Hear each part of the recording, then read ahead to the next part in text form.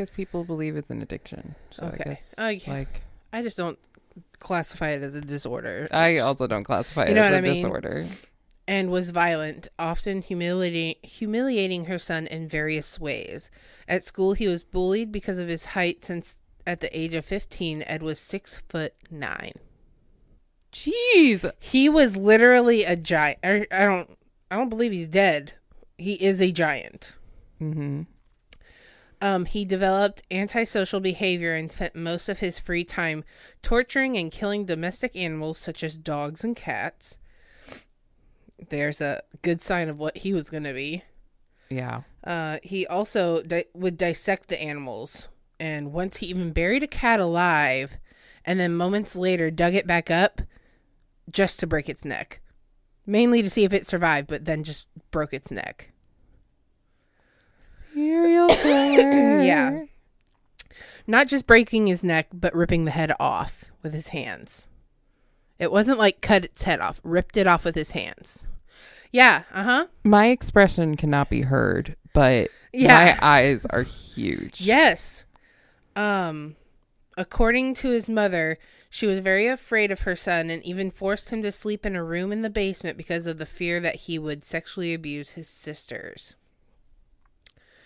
So at the age of 14, he ran away from home to live with his father, as they always had a good relationship. His father welcomed him, but because he had conflicts with his stepmother's son from her first marriage, he was taken to live with his paternal grandparents soon after. Sorry. Ed's grandmother was very controlling and aggressive. But his grandfather was good to him, but did nothing about his wife's terrible treatment towards Edmund. Listen, if you see something and do nothing, you are complicit. You are just as much as the problem. Mm-hmm. His anger grew, especially when he discovered that his father had changed his phone number so as not to be bothered by him. He had a terrible childhood. Yeah. I can't say it conditions a serial killer or like would make someone become a serial killer, but I understand why someone who was already pretty fucked up is even more so. Yes. On August 26th of 1964, Ed and his grandmother had a disagreement in the kitchen. The angry... They just call him a boy, and I don't like that. The angry boy took the rifle he had gotten for Christmas from his grandfather. What the fuck? Just gave this boy a rifle. Rifle. He had gotten for Christmas from his grandfather and went out hunting, but his grandmother screamed out the window telling him to come back. He decides to return, enters the kitchen, and as his grandmother turns her back on him, he shoots her in the head. With her already on the floor, he fires 2 more shots into her back and decides to stab her several times after she is dead. He wrapped a towel around her head and dragged her body to her room. So that was our first kill, other than animals. Yeah. But first human. Yeah. About 20 minutes later, he noticed his grandfather approaching the house, and as he goes toward him, he pretends that nothing has happened. As soon as his grandfather turned his back to him, he also shot him in the head and dragged his body to the garage, where he calmly cleaned up the crime scene. The whole crime scene. How old is he at this point? So 64, he is 24, 22. Jesus. I lied. That was not good math. I don't know what the math is, so. 16. 16. Yes. Even worse. Okay. Yeah. But still old enough to know between right and wrong. Yes. All right. So when the adrenaline finally subsided, he called his mother and told her everything. And she immediately called the police. And when the authorities arrived at the scene, they found him just sitting on the front doorstep. Not fighting it at all. And in a statement at the police station, he said that he killed his grandmother just to experience what it felt like to kill someone. And the killing of his grandfather was in order to spare him the sadness of knowing that his wife had died.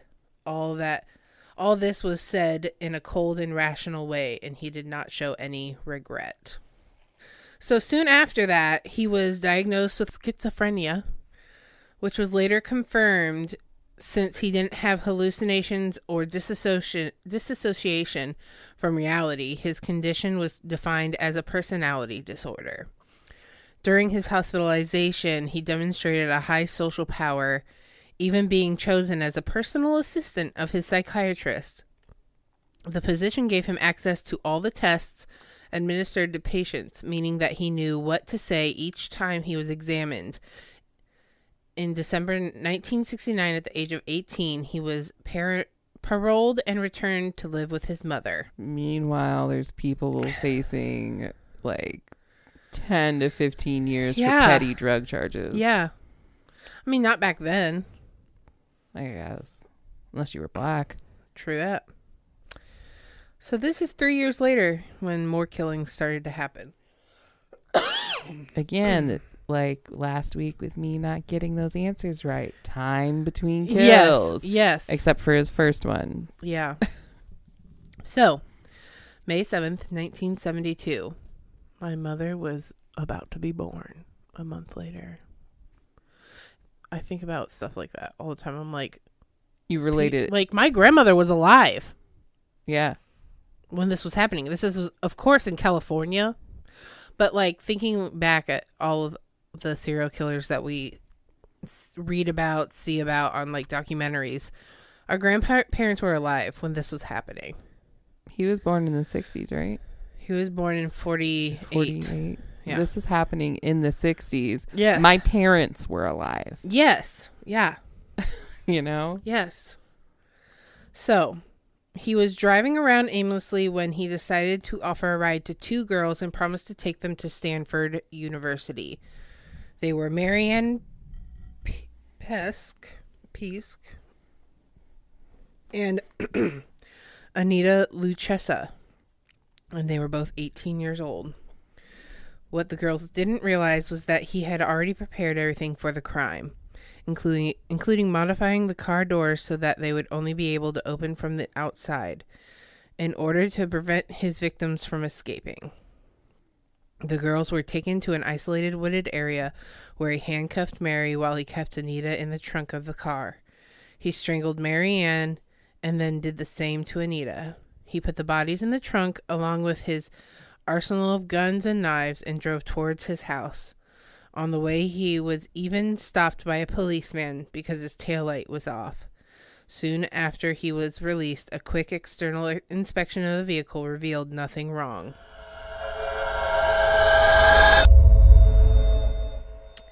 When he got home, he put the bodies in sexual positions and photographed them. Soon after, he had sexual intercourse with them in an explicit act of necrophilia. Later, I hate that phrasing there because that's rape. I still think it's sexual totally... intercourse implies consent. Yeah. In my opinion. Agreed.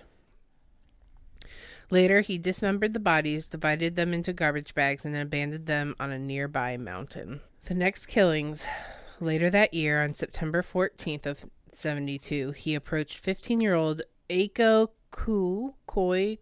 It's a Asian name, so I apologize for not. How's it spelled? Aiko and then Koo. It might be Aiko. Aiko sounds much better. Who decided to take a ride instead of waiting for the bus to take her home or take her to a dance class. She would meet the same fate as Mary and Anita. This time, he rapes Aiko while she is still alive and then suffocates her to death. The body is put in the trunk and Ed decides to stop by a bar for a few drinks. At home, the girl's body suffers the same cruelties as before and is discarded as well. This is the next year. On January 7th of 73, he strikes again. This time he approaches and offers a ride to Cindy Shaw, an 18-year-old student. Acting in the same manner, Cindy was taken to a closed wooded area, killed with a pistol shot, and placed in his trunk. When he arrives home, he notices that his mother has not yet left for work. So he decides to hide the body in the closet, leaving it there all night. In the morning, when he saw that he was alone, he dragged the body into his mother's bathtub, performed sexual acts on it, and dismembered it. The remains were thrown off a cliff, but he decided that he would keep Cindy's head to satisfy him sexually for a while longer. He's a monster. Yep. Days later, he decided to bury Cindy's head in the garden of his house, right in front of his mother's window. The explanation he gave for this is that Clarnell, his mother, liked to be admired, and Cindy's head, buried with her eyes towards the window, would fit this well. Literally crazy. Yeah. So police were kind of picking up that there was a guy picking up girls and killing them. Like, serial killer wasn't a term yet. But Alice Helen Liu, 20, and Rosalind Thorpe, 23, were the next victims, and their bodies were dumped like the previous ones. A curiosity about his modus operandi, if you remember from our last episode, was that if he used a firearm to kill a victim, he would remove the projectile from the victim's body to make police investigation more difficult. All right, this is his last killing ever. Mother. On the evening of April 12th, 1973, his mother came home late and extremely drunk after April a party. 20th. I said April 20th. I thought you said 12th. Honestly, I could have. Either way, 420, baby. He woke up and became angry at Clarnell's noises. So he watched her for a few minutes. Mocking him, his mother says, "Are you going to stand there all night?" He answers no, turns his back, and goes to his room. About half an hour later, he returns armed with a knife and a hammer. He beats her violently and with the knife cuts her throat and rips her head off. In a statement, he said that he satisfied himself sexually while inserting his penis into the mouth of his mother, or into his already decapitated mother. When he got tired, he pinned her head to the wall and played at throwing darts at it for about an hour. I'm horrified. Yeah. Finally, he crushed the skull bones with his feet, ripped out her tongue and larynx, and threw them into the crusher, which jammed. I'm assuming that's like a dish or like a disposal? Yeah, I believe so. Ugh. According to him, even the crusher couldn't handle digesting her vocal cords, since she had spent her entire life screaming and complaining. Oh my God. The body was hidden in a closet, and he went out drinking. On his way back, he called his mother's best friend, Sally Hallett, 59, and invited her to dinner and then to a movie. Upon arriving at the house, Sally was strangled and also had her body placed in the closet. So she was his last kill. She was the last one. Yes, sorry. Jesus. Ed gets into his car and drives to Pueblo, Colorado. He thought that by now the police would be desperate in their search. He took a huge arsenal with him because he was sure he would fire shots at the authorities, but the police didn't even know who he was. He was frustrated when he realized that he would not receive the attention he was imagining, so he decided to call the police and confess his crimes. The last bodies were then found in his mother's house, and he waited for the police until he was arrested. The criminal said that he decided to surrender because after killing his mother, all the anger he had inside him was gone. He no longer felt the desire to commit any crime. Which is true. He never did after that, really. Isn't he still in prison? Yeah. He was kind of featured in the Netflix series Mindhunter. Yes. And that's where I kind of fell in love with him. Because he kind of runs. Did he play himself? No. Okay, I was it's like, what? It's a guy who looks a lot like him. Could you imagine being like, hey, my new Literally, acting calling card is that I look like Ed Kemper? This isn't in here, but he reads stories and records the audio for audiobooks. He runs that place. Sorry. Arrest and trial. At the trial in 1973, he was found sane and guilty of murder. He requested that he receive the death penalty for his crimes. However, the death penalty had been suspended in California the previous year, and instead he received 8 consecutive life sentences.